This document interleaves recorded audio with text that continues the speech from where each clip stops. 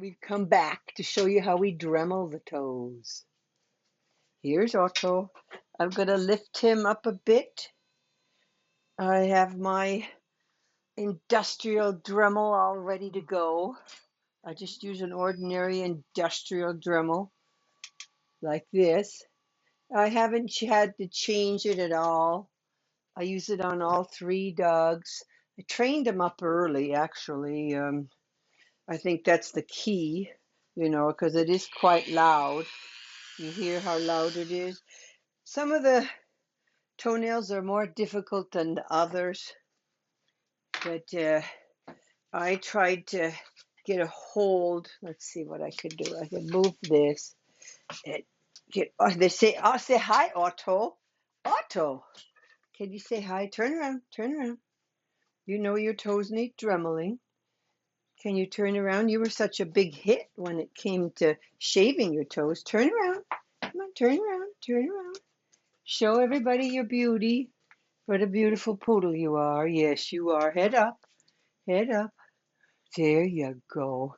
So I take the paw, I kind of get a stance like this, and then I hold on to the individual toe, and then I just Dremel away. A very beloved late vet, his name was Krugman, he's passed away 3 years now. He told me, be careful that you don't burn. He says a Dremel can actually burn a toenail, cause a fire, I suppose. So I'm always real careful to kind of move it around from side to side. And he tries to pull it away. He has had some where I might have gone a little bit too deep, but less is always more, and you can always go back and do it again. Sit down so we can finish it. Here we go. You don't necessarily have to have it so high. In the beginning, it's definitely less is more. I don't know if you can zoom in, but I go kind of from side to side because the toenails are kind of like a horseshoe with the round part on top. So there is a quick in the middle, and that's kind of a fleshy part. But that rescinds or goes back as you Dremel and keep these toenails cut. But they grow quite frequently, so then definitely less is more in the beginning. And like I said, I've been Dremeling him like this for 5 years now. In the beginning, it was very little. Sometimes I go back a little bit, try to get him a little bit shorter. But he can feel it, and I can tell by the way he acts. He kind of pulls the toe back. Sit down, Mushka. Sit down, Otto. Sit. Let's see. There's one I might be able to get a little bit more by getting the side.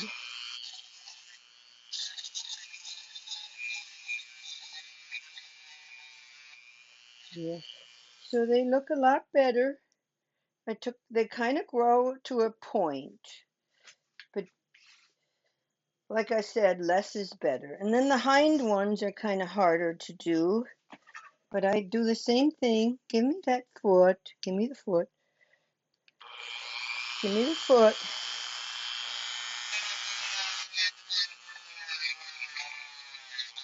You don't need to push on it very much.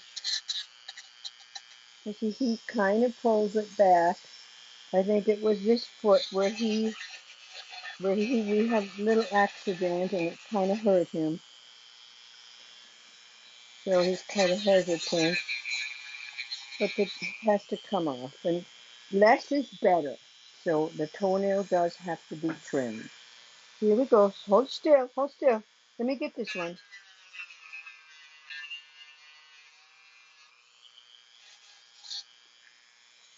I have gone back and used a really rough emery board on them, and that really gets it trimmed. Now, since it's been a few days since I did shaved his feet, we can see where I missed quite a few spots. So here we go. Is this one. If we don't do this, Their nails will get unsightly long, or you have to have the vet do it. And last I checked, the vets charge about $20 or more to do it. And they are not necessarily merciful. They'll just tie them down to do it. So bringing them up early is really important. Just like your nails and your toenails need clipping, these guys' toenails and paw nails, the claws, need trimming. Can you imagine what your toes would be like if they never got uh, trimmed? So it's really important that these toes get trimmed. So I got one more foot to go. Sometimes I just work with him, make it as comfortable as possible for him. As you can see, he's not really fighting me. Thank God. I know the younger one kind of fights me, and I have to get Dad to come in and help. But we got one foot left to go. So whatever happened to his toe many years ago that made him skittish was on one of his back feet. So his back feet, he is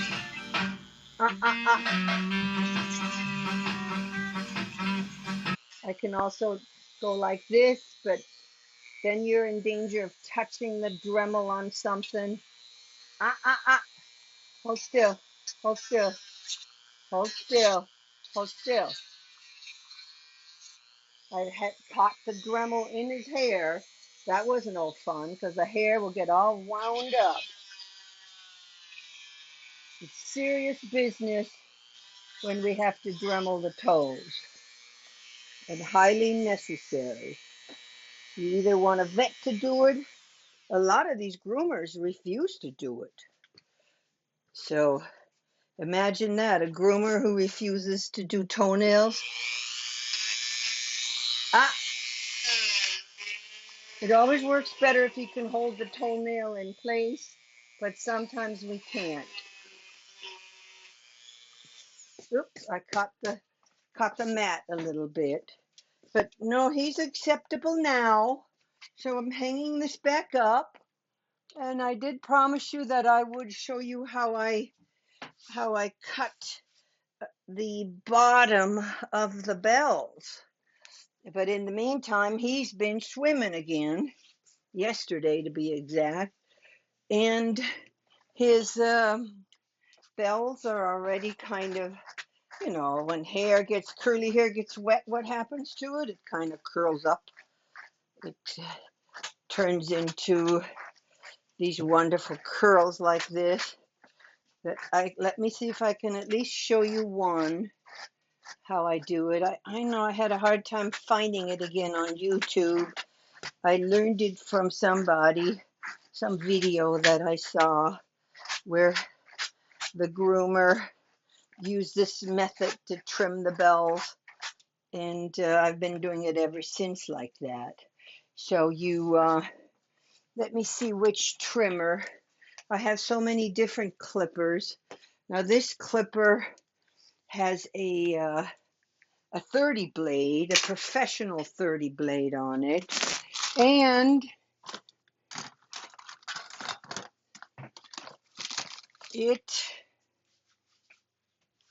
where's my trash can? Well, don't see it anywhere. So I'm going to clean it and oil it.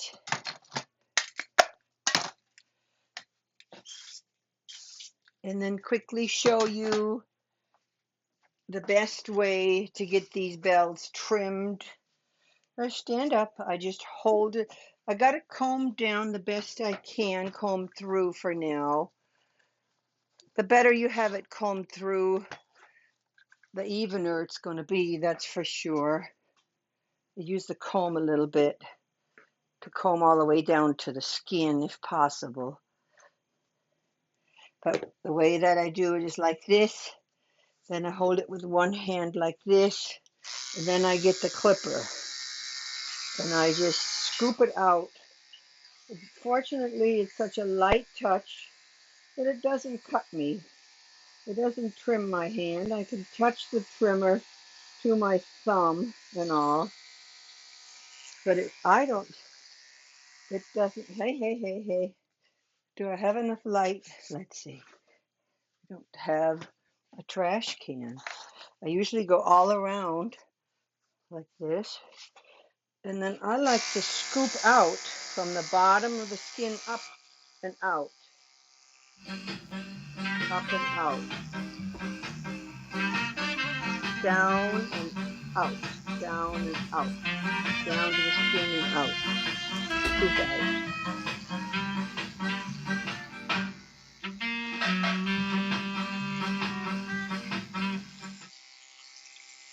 down to the skin and out. Hey, hold still. You gotta get it all the way around.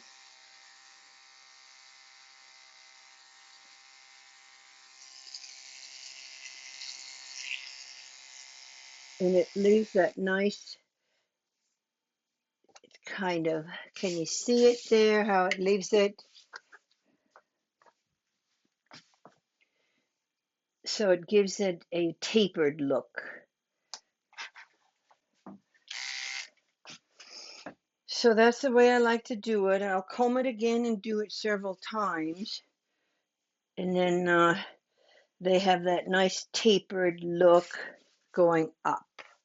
And it keeps the hair off the feet. But I start with the skin pretty much and then scoop out when I'm holding it. Okay, well that's all we're going to show you today. But I'm going to go ahead and keep working on him, and unless you really want me to continue doing it with you watching. I know the groomers never would let me watch, but I did watch quite a few of them on YouTube, and I did watch I love Kitty of she has a grooming show. She has a really strong French accent. And she grooms all kinds of dogs. I, of course, am not a professional groomer. I'm only a poodle owner. And before poodles, I had schnauzers. So I was a schnauzer groomer at home. And at home, never professional, never had any professional training. And I just want to share because I know how difficult it was for me to get information.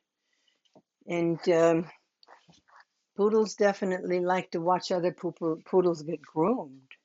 And here, this is Otto. He's 5, and I've been grooming him all his life. He had 3 or 4 professional grooms early on, and we decided we'd rather do it at home together. It's a very nice bonding experience, isn't it?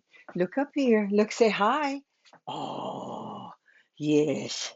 Yes, you're such a handsome boy. I'd like to do all your bells. Sometimes I go real short on him, but I like to get the hair off his feet. So on one, I got this hind one, the hair is off his feet. It's to show off his pretty feet, how I shaved them, but I did miss some spots, and it's very evident today that there were some spots missed. And if you, after dremeling the toenails, if you don't use the heavy, strong, extra strong emery board on them, there's going to be little things, little pieces of nail that are kind of hanging on to the nail. Usually it doesn't matter, but sometimes I like to really file them with the emery board after I Dremel, and then I even put mushers on it. So mushers is what I use, Musher Secret. It's good stuff. So what that does is it lubricates, softens up their fat pads, and stops them from getting hurt, frozen, or burned. And it also makes their nails, finishes off their nails really nicely. Now, Otto has beautiful, solid black nails. But when I do Eli Bentley, He has see-through nails, and they're kind of pink, and they're kind of brown, and they're kind of clear, and he is still being a little bit difficult. He pulls his foot back quite a bit, so pulling their foot back is pretty common. What I've learned to do with this pulling of the foot back is just go to another foot. Try it with another foot. Maybe that foot is extra sensitive today. So instead of fighting them, try another foot. So here I comb it up with the long needled Chris Christensen slicker brush, not flicker, slicker. And it gets most of the mats. I mostly do line brushing, but also just brushing in general. I lift it up a little bit and just brush. But he's never had any other haircut besides this modified Miami. I guess I've really fallen in love with it because it's easy for me. He's got long ears and a beautiful top knot that I keep like a cap. I kind of sculpted like a cap. Can you see the sculpting? Here, let's see. The sculpting of the cap. See how it's sculpted this way? I like it kind of straight up this way. And then the sides are cut in. And try to have a little bit of a visor. Let's see your side. Let's see your side. Where, where was that? Oh, yes, you have a nice side. Yes, a nice profile. It's kind of like a visor here. I get a lot of compliments on his haircut. And I must say it's just something that I've kept up with because that's the way I like it. So, and I've been doing him shorter and shorter in the summer on the body. And you can brush it the opposite way against the grain. I do it with a 7F blade, and it keeps it really short, but still some hair on there. I don't believe in shaving him down all the way.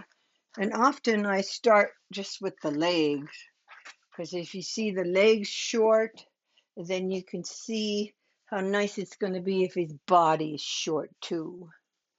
So Otto, oh, there you go. What a beautiful profile you have. And you get so many compliments when we are in public, huh? And most people just love him. He's a good nature. He's got good nature. But he's somewhat aloof, but his elegance gets him through anything. He's very elegant, an elegant poodle for sure. All right, I think I've shown you enough today. So long.